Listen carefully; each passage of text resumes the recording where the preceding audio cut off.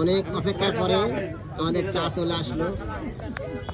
শাহগোলা ঐতিহ্যবাহী মটকা চা, ওই যে মটকা চা 1 ঘন্টা ধরে সিরিয়াল ধরে পাইছি।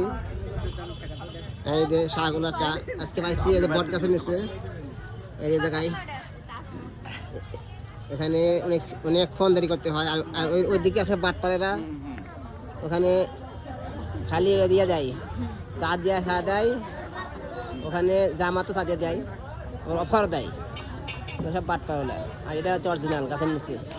আপনারা চলে আসেন, এখন খাইনি, তারপর দেখা যাক। এই শাহগোলা ঐতিহ্যবাহী মটকা চা। ওই যে আব্বা খাইতেছে,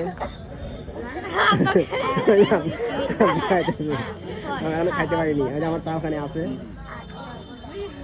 এই যে আমাদের টেবিল সবাই এখানে সবাই খাইতেছে স্টেশনের পাশে।